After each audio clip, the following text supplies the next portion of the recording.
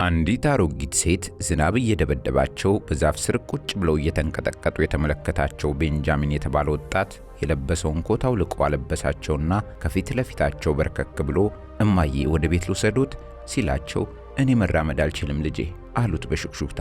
ግድ የለም እኔ እሸከሞታለሁ አለና ብድግ አድርጎ ተሸክሟቸው ሲሄድ ይመለከቱት የነበሩ አንዳንድ ሰዎች ጭንቅላታቸውን ሲነቀንቁ፣ ሌሎች በሹክሹክታ እየተነጋገሩ ቢሳሳቁም እሱ ግን ዝም ብሎ አሮጊቷን ተሸክሞ የተሰነጣጠቀ ግድግዳ ያለው አንዲት ፍራሽና ጌጥ ማብሰያ ብቻ ወደሚገኝበት ደሳሳ ቤት ወሰዳቸውና ይንከባከባቸው ጀመር። አንድ ቀን ምሳ እየበሉ ሳለም የቤቱ በር በኃይል ሲንኳኳ ቤንጃሚን ተነሳና ቀስ ብሎ በሩን ከፈተው። ዝንጥ ያለ ሱፍ የለበሰ ወጣት ከኋላው ጥቁር መነጽር ባደረጉ ጥበቃዎቹ ታጅቦ ከነሱ በመቀጠል ደግሞ እጅግ ዘመናዊ መኪኖች ተደርድረው አየና በጣም ደንግጦ ምንድነው ሊል ገና አፉን ሲከፍት ሰውየው በቀጥታ እየተመለከተው ቤንጃሚን ነህ ሲለው ትንሽ እየተንቀጠቀጠ አዎ በማለት ቀስ ብሎ መለሰለት። ቀጥሎ የተከሰተው ነገር ታዲያ መላው ሀገሬውን ያስደነቀ ታሪክን ወልዶ አልፏል። ቻናላችንን ሰብስክራይብ በማድረግ የደወሏን ምልክት በመጫን በየቀኑ የምንለቃቸውን አዝናኝና አስገራሚ ቪዲዮዎችን መመልከት ትችላላችሁ።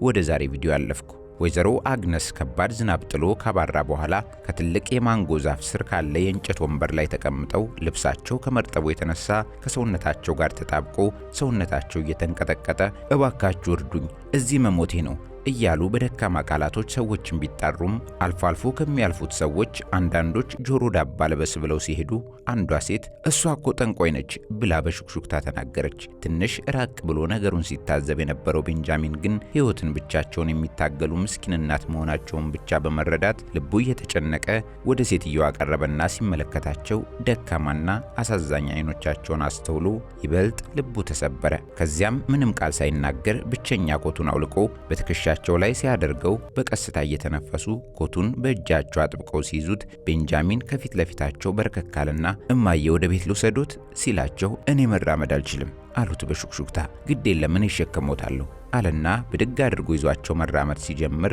ይመለከቱት የነበሩ አንዳንድ ሰዎች ጭንቅላታቸውን ሲነቀንቁ፣ ሌሎች በሹክሹክታ እየተነጋገሩ ቢሳሳቁም እሱ ግን አሮጊቷን ተሸክሞ ከተጓዘ በኋላ የተላላጡ ግድግዳዎችና የተሰነጠቁ መስኮቶች ያሉት ቤት ጋር ሲደርስ በሩን በትከሻው ገፍቶ ከፈተውና ጠባብ ክፍሉ ወለል ላይ በተዘረጋው ቀጭን ፍራሽ ላይ ያስቀመጣቸው።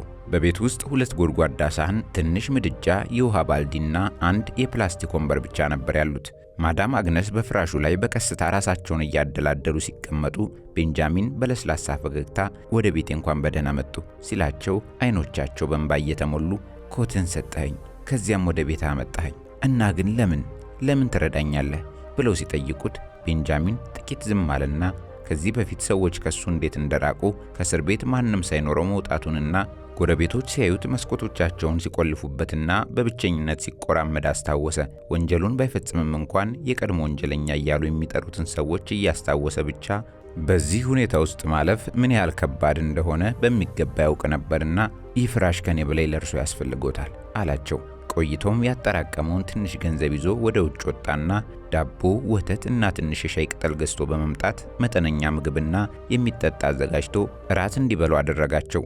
ሲጨርሱም ለቀናት ብዙ ምግብ እንዳልቀመሱ ነግረውት በሹክሹክታ አመሰግናለሁ ልጄ ብለውት ፍራሹ ላይ ጋደም አሉና በዚያው እንቅልፍ ሲወስዳቸው ቤንጃሚንም መጠነኛ ፎጣ መጣና እሱን አጣጥፎ ወለሉ ላይ በማድረግ በቀዝቃዛው ሲሚንቶ ላይ ሲተኛ ጀርባውን ብርድ ቢረብሸውም አሁንም ግን ፈገግ እያለ ሰላም ተሰማው። ጠዋት ሲነቃ አጥንቱ መሬት ላይ በመተኛቱ የመቆርቆር ስሜት ቢነዝረውም በፍጥነት አሮጊቷን ሲመለከታቸው በቀላሉ መተንፈስ ጀምረው ፊታቸውም የተረጋጋ ይመስላል። ፈገግ አለና ለመታጠቢያ የሚሆን ውሃ በማዘጋጀት ላይ ሳለ ወይዘሮ አግነስም ነቁና በድንጋጤ ክፍሉን አፍጠው ከቃኙት በኋላ ወለሉ ላይ ተኝተህ ያደርገው ልጄ ሲሉ ጠየቁት።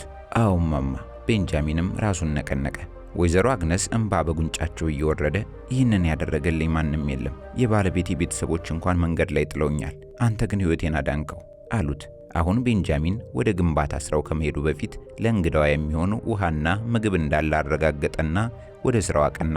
ለቀናት የሚችለውን ሁሉ እያደረገ ወይዘሮ አግነስን ሲንከባከባቸው ቆይቶ እሳቸውም እየጠነከሩ የመጡ ሲሆን አንድ ቀን ማታ ባለቤታቸው ሲላስ በታክሲ አደጋ እንደሞተና አንድ ልጃቸው ሄነሪ ደግሞ ከ10 ዓመት በፊት እንደጠፋ ነገሩት። ብቻቸውን ሲሆኑም ሰዎች ጠንቋይ ነች እያሉ እንዳገለሏቸውና ብዙ ስቃይ እንዳዩ ሲያጫውቱት ቤንጃሚን ክፉኛ አዘነ። አንድ ቀን የቤንጃሚን ጎረቤቶች መጡና ከቤቱ ካስጠሩት በኋላ ያችን ሴት ከቤት አስወጣት፣ እሷ መጥፎ ዕድል እንደምታመጣ ሰዎች እየተናገሩ ነው ሲሉት በእርጋታ ተመለከታቸውና እንደ ማንኛውም ሴት እናት ናቸው፣ እናም እዚህ በደህና ይቆያሉ ሲላቸው እየተንጫጩ ሄዱ። በየቀኑ ሲሚንቶ ሲሸከም እየዋለና ማታ ወለሉ ላይ እያደረ ለእርሱና ለአዛውንቷ የሚሆን ምግብ እያመጣ ሲኖሩ ብዙ ቀናትን፣ ሳምንታትን አሳለፉ። የሆነ ከሰዓት ላይ ቤንጃሚን ሩዝና መጠነኛ ዶሮ ገዝቶ ወደ ቤቱ ከተመለሰ በኋላ ወይዘሮ አግሰን ምን ያህል ደስተኛ እንደሚሆኑ እያሰበ ፈገግ ብሎ አቀረበውና እሳቸውም እያመሰገኑት መመገብ እንደጀመሩ የቤቱ በር በኃይል ሲንኳኳ ተገርሞ ተነሳና ቀስ ብሎ በሩን ከፈተው። ዝንጥ ያለ ሱፍ የለበሰ ወጣት ከኋላው ጥቁር መነጽር ባደረጉ ጥበቃዎቹ ታጅቦ ከነሱ በመቀጠል ደግሞ እጅግ ዘመናዊ መኪኖች ተደርድረው አየና በጣም ተደናግጦ ምንድነው ሊል አፉን ሲከፍት ሰውየው በቀጥታ እየተመለከተው ቤንጃሚን ነህ ሲለው ትንሽ እየተንቀጠቀጠ አዎ በማለት ቀስ ብሎ ሲመልስለት እኔ ሄነሪ ይባላለሁ፣ እናቴን እየፈለግኩ ነው፣ አንድ ሰው አንተ ጋር እንደሆነች ነግሮናል ሲለው ቤንጃሚን ማመን አቅቶት አንደበቱ እየተያያዘ እናቴ እንዴት ሊሆን ይችላል አለው። ሄነሪ ጠጋ ብሎ እንባው እየመጣ በሹክሹክታ አዎ እናቴ እዚህ ናት፣ ስሟ ወይዘሮ አግነስ ነው ሲል ቤንጃሚን ልቡ እየደለቀ የትንሽ ክፍሉን በር በደንብ ከፈተለትና ናግባያቸው ሲለው ሄነሪ ወደ ትንሿና ጎስቋላዋ ቤት ሲገባ ቤንጃሚን ወደ ጎን ወጣ ሲልለት በፍራሹ ላይ ተቀምጠው በረጅሙ ከሚተነፍሱት ወይዘሮ አግነስ በስተቀር ጸጥ ያለ ነበር። ይህ ክስተት በትግልና በህመም የተሞላ አንድ ዓለም፣ በሀብትና በኃይል የተሞላ ሌላ ዓለም የተገናኙበት አጋጣሚ ሲሆን ሄነሪ በቀርፋፋ እርምጃ ወደ አዛውንቷ ሲጠጋ ቤንጃሚን ቀጥሎ ምን እንደሚሆን አያውቅምና ሄነሪ ከሰኞን በእናቴ ላይ የሆነ ነገር አደረገ ብሎ ያስባል ሲል ተጨነቀ። ሄነሪ ከፍራሹ አጠገብ ቆሞ ትንፋሹ እየተንቀጠቀጠና አይኖቹ ቀስ በቀስ በእንባ እየተሞሉ እማ ሲል በሹክሹክታ ተናገረ። የማዳም አግነስ የአይን ሽፋሽፍቶች ቀስ ብለው በኃይል ተከፈቱና ልክ ከረጅም ህልም እንደነቃ ሰው ሆነው ሲቃኙት እሱ ከፊት ለፊታቸው ተንበርክኮ ሲመለከታቸው የሚያዩትን አላመኑም። ሄነሪ ከጎናቸው መሬቱ ላይ ተንበርክኮ ውድ ልብሱን የቤንጃሚን ሻካራ ወለል ቢነካውም ግድ አልሰጠውም። ከዚያም የእናቱን ቀጭን እጆች ይዞ ግንባራቸውን እየሳመ እማማ እኔ ነኝ፣ ሄነሪ ነኝ፣ አልሞትኩም፣ ለዘላለም አልጠፋውም፣ ወደ አውሮፓ ሄጄ ነበር፣ ላኮራሽ ፈልጌ ነበር እያለ አለቀሰ። እናት አግነስ በድንጋጤ ዝም ብለው በእጆቻቸው ፊቱን፣ ጉንጩን፣ ግንባሩን፣ አገጩን እየነካኩ እሱ እውነተኛ ልጃቸው መሆኑን ለማረጋገጥ የሚፈልጉ ይመስሉ ነበር። ቆይተውም ልጄ በሕይወት አለህ? ልጄ፣ አንድ ልጄ አንተ ነህ እያሉ እንባቸውን ሲያፈሱት ሄነሪ ወደ እቅፉ ጎትቶ አጥብቆ ያዛቸውና ከአንድ ወር በፊት ተመልሼ የመጣሁና በየቦታው ፈለግኩሽ፣ በመጨረሻ ግን ቤንጃሚን አንድ ደካማ አሮጊት ሴት ወደ ቤት ወስዷል ሲል አንድ ሰው ነገረኝና መጣሁ እያለ ሲያለቅስ ቤንጃሚን ጥግ ላይ ሆኖ በሁኔታቸው ሐዘን እየተሰማው ይመለከታቸው ነበር። ትንሽ ቆይቶ እማማ አባቴ ሴት ነው ያለው ሲላቸው እናት አግነስ አሁንም እያለቀሱና የሄነሪን ጉንጭ እየነካኩ አባት ሲል አሳርፏል ሲሉት ሄነሪ ቀዘቀዘና ሞተ በማለት ደገመው። አዎ አንተ ከሄድክ ከወራት በኋላ አባትህ በአደጋ ሞቶ ነበር። ነገር ግን ቤተሰቡን የነቀሱኝ፣ ደበደቡኝ፣ ከቤት አስወጥተው ወረወሩኝ፣ በጥንቆላን የገደልሽው አሉ። የሄነሪ ፊት በአንድ ሰከንድ ውስጥ ከሐዘን ወደ ቁጣ ተለወጠና በመንገድ ላይ ወድቀሽ እንድትሞች ያደረጉ ብሎ ጮኸ። አዎ ቤት አልነበረኝም፣ ምግብ የለም፣ ማንም የሚረዳኝ የለም፣ በዝናብ ውስጥ ጥለውኝ ሄዱ። ይህ ወጣት ባይኖር ኖሮ በሕይወት አልኖርም ነበር እያሉ በሚንቀጠቀጥ እጅ ወደ ቤንጃሚን ሲጠቁሙ ሄነሪ ጭንቅላቱን ወደ ቤንጃሚን አዞረና አይኖቻቸው ተገናኙ። ከዚያም በጸጥታ ተነስቶ ወደ እሱ ሄደና ፊቱ በእንባ እንደተሸፈነ ቤተሰቧ እንኳን ለማድረግ ያልፈለጉትን ነገር አንተ አደረግከው፣ እናቴን አትርፈህልኛል ሲለው ቤንጃሚን ትክክል ነው ብዬ ያመንኩበትን ነው ያደረግኩት አለው በለስላሳ ድምፅ ጭንቅላቱን እየነቀነቀ። ከትክክለኛውም በላይ አድርገሃል፣ የእናቴን ሕይወት አዳንክ ብሎት እጁን ዘረጋና ጨበጠው። ሕይወት የሰጠችኝን ሴት ስላዳንካት አመሰግናለሁ ሲለው ቤንጃሚን እንዴት ምላሽ መስጠት እንዳለበት ሁሉ አያውቅም ነበር። ከዚያም ሄነሪ ከበሩ ውጭ ወዳሉት ጠባቂዎቹ ዞሮ መኪናውን እንዲያቀርቡ አዘዘና እናቱ አግነስን በእርጋታ ደግፎ ይዟቸው ወደ መኪና ውስጥ ሲገባም ልጄ ተመልሰሃል እያሉ ማልቀሳቸውን ቀጥለዋል። ሄነሪ እናቱን አስገብቶ አመቻችቶ ካስቀመጣቸው በኋላ ወደ ቤንጃሚን ዞረና አንተም ከኛ ጋር መሄድ አለብህ ሲለው እኔ አዎ እናቴ ትታኝ ትሄዳለች ብለህ ታስባለህ? እኔስ ትቼ እንደምሄድ ታስባለህ? በፍጹም። በላሁን መያዝ የምትፈልገውን ዕቃ ሰብስብ አለው። ቤንጃሚን በትንሿ ክፍሉ ዙሪያ ሲመለከት ብዙም የረባ ነገር ስለሌለ ትንሽ ቦርሳ፣ ጥቂት ልብሶች፣ የጥርስ ብሩሽና መጽሐፍ ቅዱስ አንስቶ ጠቅልሎ አሸገውና ወደ ውጭ ወጣ። ቤንጃሚንም የዘነጠው እጅግ ዘመናዊ መኪና ውስጥ ገብቶ ተቀመጠና ሾፌሩ መንዳት ሲጀምር ለዓመታት ለሕይወቱ ሲታገልበት የቆየበት መንደር ከኋላው እየጠፋ ሄደ። ጉዞ ወደ ሀብታሞቹ መንደር ቪክቶሪያ ደሴት ሆነ። እናት አግነስ የቤንጃሚንን እጅ ጨምቀው ያዙትና ልጄ እግዚአብሔር ለዘላለም ይባርክህ አሉት በደካማ ድምፅ። ከቆይታ በኋላ መኪናው አንድ በግዝፈቱም ሆነ በውበቱ ቤተ መንግሥት የመሰለ መኖሪያ ግቢ ውስጥ ሲገባ ቤንጃሚን ወደ ሌላ ዓለም እንደገባ ያህል ተሰማው። ተሽከርካሪው እንደቆመ ሰራተኞች በፍጥነት መጡና አጎንብሰው ለሄነሪ በአክብሮት ሰላምታ እየሰጡ እንኳን ደህና መጡ ጌታዬ አሉ። ሄነሪ ጭንቅላቱን ነቀነቀና ወደ እናቱ እየጠቆመ ወደ ዋናው መኝታ ቤት ወሰዷትና የሚያስፈልጋትን ሁሉ ስጧት ብሎ ሲያዛቸው እመቤት አግነስን በጥንቃቄና በፍቅር ወደ ውስጥ አስገቧቸው። ቤንጃሚን በፍርሃት ተውጦና በሚያየው ነገር ተደምሞ ከመኪናው አጠገብ ቆሞ እያለ ሄነሪ መጣና ቤንጃሚን ከዛሬ ጀምሮ ድሃ ሰው አይደለህም ሲለው አይኑን አፍጥጦ ግራ እየተጋባ ጌታዬ አልገባኝም ሲለው ሄነሪ ፈገግ እያለ እናቴን በደግነትህ ረድተህልኛል። አሁን አንተን ለመርዳት የኔ ተራ ነው፣ ና ተከተለኝ አለው። ቤንጃሚን ሄነሪን ተከትሎት በቤቱ ግዙፍ መግቢያ በኩል ሲያልፍ እያንዳንዱ እርምጃ እውን ያልሆነ ሆኖ እየተሰማው የእብነ በረድ ወለሎቹ እንደ መስታወቶች የሚያበሩ፣ ግድግዳዎቹ በግዙፍ ስዕሎች ያጌጡ ለስላሳ መብራቶች ከጣሪያው ላይ ተሰቅለው ሲያይ ሁሉም ነገር እንደ ውድ ሳሙናና ትኩስ አበቦች ንጹህ ሽታ ነበረው። ቤንጃሚን ልቡ በፍጥነት እየመታ ወደ አንድ ትልቅ ሳሎን ሲደርሱ በበሩ ላይ ቆሞ ሲመለከት ክፍሉ ግዙፍ ነጭ ሶፋ፣ የመስታወት ጠረጴዛ፣ ምንጣፎች፣ ግዙፍ ቴሌቪዥንና እንደ ከዋክብት የሚያበራ መብራት ሁሉ አለው። የቤንጃሚን እግሮች ደካማ ሆነውበት ምንጣፉን ለመርገጥ እያመነታ ሶፋው በጣም ነጭ፣ በጣም ንጹህ፣ በጣም ውድ ይመስላል ሲል በሹክሹክታ ሳያስበው ሲናገር እርግጠኛ ነህ ቤንጃሚን? የቤት ዕቃ ነው እኮ አይነክስም፣ ናበል ተቀመጥ ብሎ ሄነሪ ፈገግ አለ። ቤንጃሚን ግራ እንደተጋባ ቀስ ብሎ ሲቀመጥ ሄነሪም ወንበር ላይ ቁጭ አለና ለተወሰነ ጊዜ እርስ በርሳቸው በደንብ ተያዩ። ከዚያም ሄነሪ ተናገረ። ቤንጃሚን እናቴ መንገድ ላይ ሁሉንም ነገር ነግራኛለች ሲለው ሁሉንም ነገር ፈርቶ ቃላቶቹን ደገማቸው። አዎ ሰዎች ጠንቋይ ብለው ይጠሯት እንደነበርና የባሏ ቤተሰቦች በዝናብ ውስጥ ብቻዋን እንደተዋት በዚህ ጊዜ አንተ ተሸክመ ወደ ቤት እንደወሰድካት ነገረችኝ።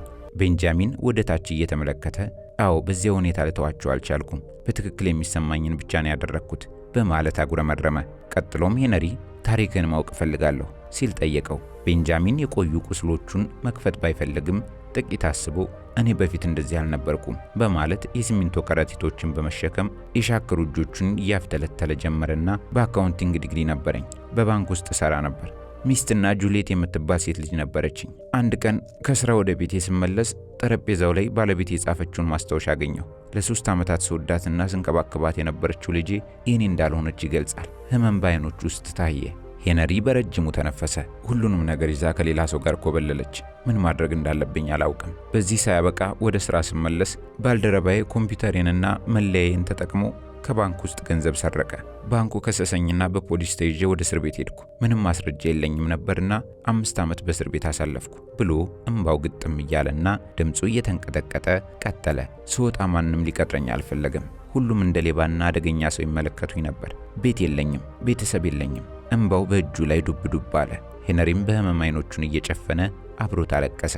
ይገርማል፣ ያንን ሁሉ ህመም ተሸክመህ አሁን ግን ሰውን ረድተሃል ሲለው ራሱን እየነቀነቀ እኔን የተሰማኝን የብቸኝነት ስሜት ሌላ ሰው እንዲሰማው አልፈልግም ነበር አለና ክፍሉ ለረጅም ጊዜ ጸጥታ ሰፈነበት። ከዚያም ሄነሪ ተነሳና ቤንጃሚን ተመልከተኝ ሲለው ቀና አለ። የሄነሪ ፊት በስሜት እየተሞላ ብዙ ተሰቃይተሃል፣ ላልፈጸምከው ወንጀል ተቀጥተሃል፣ ቤተሰብን አጣ፣ ሁሉንም ነገር አጣ እያለው እጁን በቤንጃሚን ትከሻ ላይ በቀስታ አስቀመጠና ነገር ግን ይህ ሁሉ ህመም ልብን አላጠፋውም። አሁንም ደግነትን መረጥክ። እናቴን ሳትጠይቅህ ረዳሃት። ያ ብርቅዬ ሰው ያደርግሃል። እናም አንተ የእናቴን ህይወት ስለታደግ እኔ ደግሞ የሚገባህን እሰጥሃለሁ አለውና ቴሌቪዥኑ አቅራቢያ ያለ ትንሽ መሳቢያ ከፍቶ ነጭ ፖስታ ሲያወጣ የሄነሪ የኩባንያ ስም በደማቅ ፊደላት የተጻፈበት እውነተኛ የቅጥር ደብዳቤ ሲሆን ሄንቴክ ግሎባል ሶሉሽንስ ዋና ቢሮ ሌጎስ ይላል። የኩባንያ የሂሳብ ኦፊሰር ትሆናለህ ሲለው ቤንጃሚን አፉን ከፍቶ ግራ በመጋባት እየተመለከተው አልገባኝም ሲል በሹክሹክታ ተናገረ። ሄነሪ ፈገግ አለና አዎ ተቀጥረሃል፣ ከኔ ጋር ትሰራለህ ሲለው እኔ የግንባታ ሰራተኛ ነኝ፣ ምንም የሌለኝ ሰው እንዴት ይሄን እችላለሁ? የግንባታ ሰራተኛ አይደለህም።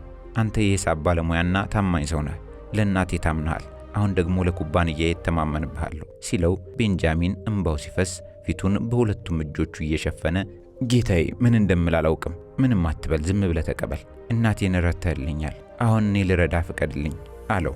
ከዚያም ወደ አንድ ምርጥ አልጋ፣ ወፍራም መጋረጃዎች፣ ጠፍጣፋ ስክሪን ቲቪ፣ በልብስ የተሞላ ቁም ሳጥን፣ ለስላሳ ምንጣፍ፣ ትንሽ ስፓ የሚመስል መታጠቢያ ቤት ያለው ክፍል ወሰደውና ይህ ለአንተ የተዘጋጀ ነው ሲለው ጌታዬ፣ ይህ ለእኔ ነው? ሊሆን አይችልም አለ። የነበረበትን እያሰበ በእጅጉ ተደንቆ አንዴ እንደ መጮህ፣ አንዴ እንደ ማልቀስ፣ አንድ ጊዜ በጉልበቱ ላይ ለመውደቅም ፈለገ። ከመናገሩ በፊት ግን ሄነሪ እጁን በትከሻው ላይ አድርጎ ቤንጃሚን ከእንግዲህ አትሰቃይም እያለው እያለ አንዲት የቤት ሰራተኛ በድንገት በኮሪደሩ ላይ እየሮጠች መጥታ ጌታዬ ብላ ለቀሰች። ሄነሪ ዞረና ምንድን ነው ሲላት በፍርሃት ድምጿ እየተንቀጠቀጠ የሆነ ችግር አለ፣ እመቤት አግነስ ራሷን ስታወደቀች ስትለው የሄነሪ ፊት ገረጣ።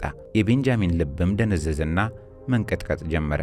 ወዲያውኑ እየሮጡ ደረጃውን ወርደው ወደ ክፍላቸው ገቡና ሄነሪ እባክሽ ማማ እባክሽ በማለት እየጮኸ በለስላሳ ምንጣፉ ላይ ተኝቶ የነበሩት እናቱ አጠገብ ተንበርክኮ ሲያያቸው ሰውነታቸው ጸጥ ብሎ አይኖቻቸውም ተዘግተው እስትንፋሳቸውም ጥልቀት የሌለውና የሚንቀጠቀጥ ነበር። የላይኛውን ሰውነታቸውን አቅፎ እያነሳቸው እናቴ ተመልከችኝ፣ እዚህ ነኝ፣ ከኔ ጋር ቆይ፣ እናቴ አይሆንም፣ በሉ ቶሎ አምቡላንስ ጥሩ ሲል አንዲት የቤት ሰራተኛ በሚንቀጠቀጡ እጆቿ የቤቱን ስልክ ስታነሳ ሌላኛዋ ውሃና ፎጣ ለማምጣት ወደ ኩሽና ሮጠች። ቤንጃሚን ከሄነሪ አጠገብ ተንበረከከና እጆቹ እየተንቀጠቀጡ አንድ ላይ ሆነው በእርጋታ ያዟት። የእመቤት አግነስ ከንፈሮች ትንሽ ሲንቀጠቀጡ ሄነሪ እዚህ ነኝ እማዬ፣ እባክሽ ዳግመኛ አትተይኝ እያለ እንባው ከፊቱ ላይ ወደቀ። ቤንጃሚን እጁን በሄነሪ ጀርባ ላይ ያደረገና ጠንካራ ነች ጌታዬ፣ የባሰ ሁኔታም አልፋለች፣ አሁንም ተስፋ አትቁረጥ አለው። በመጨረሻም የቤቱ በሮች ተከፈቱና አንድ የግል ዶክተር ጥቁር የሕክምና ቦርሳ ይዞ ከሁለት ነርሶች ጋር ገባና ምን እንደተፈጠረ ጠይቆ የመጀመሪያ እርዳታ ማድረጉን ጀመረ። ትንሽ ቆይቶ ድርቀትና የተመጣጠነ ምግብ እጥረት ስለገጠማቸው ሰውነቷ በጣም ብዙ ጥንካሬ አጥቷል አለና ዶክተሩ ወደ ሆስፒታል ይዘዋት ሄዱ። የአምቡላንስ ተሽከርካሪው በቪክቶሪያ ደሴት ወደሚገኝ የግል ሆስፒታል ደረሰና ነርሶቹ በፍጥነት ወደ ድንገተኛ ክፍል አስገብተው ሕክምናው በማሽኖችና በተደራጁ ዶክተሮች መሰጠት ጀመረ። ሄነሪና ቤንጃሚን በበሩ ላይ እንደ በረዶ ቀዝቅዘው ቆመው እያለ ቤንጃሚን ደህና ትሆናለች ሲለው ሄነሪ ምንም አልተናገረም። ከብዙ ረጅም ደቂቃዎች በኋላ ዶክተሩ ከክፍሉ ሲወጣ ሄነሪ እጁን ያዘውና እውነቱን ንገረኝ፣ ደህና ትሆናለች ብሎ ሲጠይቀው ዶክተሩ በጥልቀት ተነፈሰና ለአሁኑ የተረጋጋ ሁኔታ ላይ ናት፣ የእርጅና ድካም፣ ጭንቀትና ረሃብ ጎድቷታል ሲለው ሄነሪ እንባ በጉንጮቹ ላይ እየወረደ እሺ ላያት እችላለሁ፣ እሺ ግን እንዳታዋራት ሲለው ሄነሪና ቤንጃሚን በጸጥታ ወደ ክፍሉ ገቡ። የተለያዩ የሕክምና ማሽኖች ተገጥመውላቸው በጀርባቸው ተኝተው ያሉትን እናት አግነስን ሄነሪና ቤንጃሚን ትኩር ብለው እያዩአቸው ቆሙ። ከረጅም አስጨናቂ ሰዓታት በኋላ ግን እመቤት አግነስ አይኖቻቸውን በዝግታ ሲከፍቱ ሄነሪ በረጅሙ ተነፈሰና እናቴ ሲል በቀስታ ተጣራ። ከንፈራቸው እየተንቀጠቀጡ ሄነሪ ልጄ አለህ ሲሉት አዎ ማማ እዚህ ነኝ ሲላቸው አይኖቻቸውን ወደ ቤንጃሚን ማዞሩና አንተስ ሁለተኛው ልጅ አለህ አሉት በሹክሹክታ። ቤንጃሚን ከጉንጩ ላይ እንባ ሲፈስ የሄነሪ አይኖች በሁለቱ መካከል እየተንከራተተ ቤንጃሚን ዛሬ በሕይወት የመኖርሽ ምክንያት ነው አለ በለስላሳ ድምፅ። ከዚህ በኋላ ምንም አትሆኝም አለ ቤንጃሚን ቀበል አድርጎ። እመቤት አግነስ በዝግታ ፈገግ እያሉና በቀስታ እየተነፈሱ ሄነሪ እሱን እንደማትረሳው ቃል ግባልኝ፣ እናትን ያዳነውን ሰው መቼም አትረሳውም አይደል ሲሉት ሄነሪ እጃቸውን በእርጋታ እየጨመቀ ቃል ገባልሻለሁ እማዬ፣ አሁን በደንብ ረፍት አድርጊ ብሎ በጸጥታ ከክፍሉ ወጡ። ሁለቱም ጸጥ ብለው ኮሪደር ውስጥ ባለው ረጅም አግዳሚ ወንበር ላይ ተቀመጡና በመጨረሻም ሄነሪ በዝቅተኛ ድምፅ ቤንጃሚን ላንተ ማሳየት ያለብኝ ነገር አለ ሲለው ቤንጃሚን ግራ ተጋብቶ ጭንቅላቱን ወደሱ እያዞረ ምን እሺ አሳየኝ ሲለው ና እንሂድ ብሎት ወደ መኪናው አመሩና ከውስጥ ሰነዶች፣ የስልክ መዝገቦች፣ የውል ስምምነት ያረፉባቸው ወረቀቶችንና የባንክ ደረሰኞችን ተራ በተራ እያነሳ አሳየው። ቤንጃሚን ፊቱን አጨማደደና ጌታዬ ይህ ምንድን ነው ሲለውም ሄነሪ ጥልቅ ትንፋሽ ወሰደና ቤንጃሚን አባቴ በአጋጣሚ አልሞተም፣ አንድ ሰው ነው ያንን ያደረገው ሲል ቀስ ብሎ ተናገረ። የቤንጃሚን አይኖች ሲከፈቱ ሄነሪ ንግግሩን ቀጠለ። እናቴ በመንገድ ላይ የተጣለችውን በዚያ ሰው የተነሳ ነው። ያ ሰው ማን ነው? ደንግጦ ጠየቀው። ሄነሪ ቀስ ብሎ ማህደሩን ወደ እሱ አዞረና ወደ ስሙ ሲጠቁመው ቤንጃሚን ወደ ታች ተመለከተና ባየው ነገር መላ ሰውነቱ ቀዝቅዟል። ቤተሰብ ነው ሲለው፣ አዎ የአባቴ ወንድም ነው። ፈጽሞ ያልጠበቀው ሰው ስለነበር አእምሮ ደነዘዘ። ለምን ይህንን ያደርጋል? ለገንዘብ ሲል ነው። አባቴ መሬቱንና መካከለኛ ድርጅቱን ለኔ ለማውረስ ሲዘጋጅ ሰምቶ ነው። እናቴንም በውሸት ጠንቋይ አስብሎ ከቦታው ዞር እንድትል አደረገ ሲለው ቤንጃሚን አንገቱን ደፍቶ ጭንቅ ብሎት ዝም አለ። በዚህ መሃል የሄነሪ ስልክ አቃጨለና ነርሷ እናታቸው በጥሩ ሁኔታ ስለነቃች መጥቶ ሊያት እንደሚችል ነገረችውና ሁለቱም በፍጥነት ወደ ክፍሉ ሲያመሩ እመቤት አግነስ ደህና ሆኖ ስላገኟቸው በጣም እየተደሰቱ አጠገባቸው ቁጭ ሲሉ ሁሉም ነገር የተረጋጋ ነው። በዚህ ከቀጠሉ ነገ ወደ ቤት መሄድ እንደሚችሉ ነርሷ ነገረቻቸው። በነጋታው እመቤት አግነስ በጥሩ ሁኔታ አገግመው ወደ ቤታቸው ሲያመሩ ሰራተኞቹ አዲስና ሰፊ ክፍል፣ የሚያምር ለስላሳ አንሶላዎችና ሞቅ ያለ ብርድ ልብሶች ያሉት ማረፊያቸውን አሳዩአቸው። ሄነሪ በኩራት በሩ ላይ ቆመና ይህ አንቺ ነው እናቴ እያለ እጃቸውን ሳማቸው። በአንተ ኮራለሁ ልጄ፣ ፈጣሪ ጠብቀህ። ከዚያም ዞር ሲሉ ቤንጃሚንን ከኋላቸው ቆሞ አዩትና እናንተም ልጄ ብለው እጃቸውን ወደሱ ሲዘረጉ ቤንጃሚን ወደፊት ጠጋ ሲል አሁን የዚህ ቤተሰብ አካል ነህ ሲሉት እንባው እየመጣ ላለማልቀስ እየሞከረ ጎንበስ አለ። በቀጣዮቹ ቀናት የቤንጃሚን ሕይወት ፈጽሞ ባላሰበው መንገድ የተለወጠ ሲሆን ወደ ሄንቴክ ግሎባል ሶሉሽንስ ካምፓኒ ሄዶ ከሄነሪ ጎን ሲንቀሳቀስ ያዩት ሰራተኞች እሱ ማን ነው? ለምን ካለቃው ጋር ይህን ያህል አብሮ ያሳልፋል? የሚሉ ሹክሹክታዎችን አሰሙ። በተወሰነ ቆይታውም በስራ ብልሃቱና በሐቀኝነቱ ሁሉንም አስደምሞ ሄነሪም ሙሉ በሙሉ ስለሚያምነው የቦርዱ ስብሰባዎች ላይ ጭምር ከጎኑ እየተቀመጠ የፋይናንስ ሪፖርቶችን ሚዛናዊ ለማድረግ ረድቶታል። ቤንጃሚን ከእስር ቤት ዓመታት ቆይታው ወዲህ ለመጀመሪያ ጊዜ ሰው የሆነ ያህል እየተሰማው ሲመጣ እናት አግነስም ቀስ በቀስ ክብደታቸው እየጨመረ ጤናማና ደስተኛ ሆነዋል። ከአንድ ዓመት በኋላ ሄነሪ ሞኒካ ከተባለች ለብዙ ጊዜ ከሚያውቃት ሴት ጋር በፍቅር ሊጣመር ሲዘጋጅ ቤንጃሚንም በመስሪያ ቤት ውስጥ ከተዋወቃት ዴቢ ከምትባል ወጣት ጋር በሕይወት ሊወዳጅ እየተሰናዳ ነበርና በሳምንታት ልዩነት ውስጥ ሁለቱም ቀለል ብሎ ያማረ ሰርግ አዘጋጅተው ትዳር ሲመሰርቱ እመቤት አግነስ በሁለቱ ልጆቻቸው የደስታ ቀን ላይ ሲቆሙ ደስታቸው ወደር አልነበረውም። ቤንጃሚን ዴቢን ባገባበት ቀን እናት አግነስ ወደ መተላለፊያው ሲመጡ አይኖቻቸው በደስታ እያነቡና በኩራት ተሞልተው ሲሆን ቤንጃሚንም እንባ እየተናነቀው አንድ ቀን ለማላውቀው ሰው ያደረግኩት ደግነት ሕይወቴን ያዳነ ተአምር ሆኖልኛል፣ ከዚህ ምርጥ ቤተሰብ ጋር አገናኝቶኛል ሲል ንግግር ያደረገ ጊዜ እንግዶቹ አጨበጨቡ። አንዳንዶች እንባቸው ሲመጣ፣ ሌሎች በሹክሹክታ አድናቆታቸውን ተናገሩ። ከአንድ ዓመት በኋላ ሄነሪና ሞኒካ ሲላስ በማለት የሰየሙትን ወንድ ልጅ ወልደው ለመሳም ሲበቁ ከተወሰነ ወራት በኋላ ደግሞ ቤንጃሚንና ዴቢም ጁሊየት በተባለች ሴት ልጅ ተባርከው እናት አግነስም በልጅ ልጆቻቸው እየቦረቁ ቤተሰቡ ሰላማዊ፣ የተረጋጋና ደስተኛ ሆኖ ቀጠለ። እንደ ሁልጊዜውም ሁሉ በዚህ አስገራሚና አሳዛኝ ታሪክ ላይ የተሰማችሁን ሐሳብና አስተያየት አካፍሉን። እኛ እዚህ ላይ ያበቃን። ቸር ቆዩልን።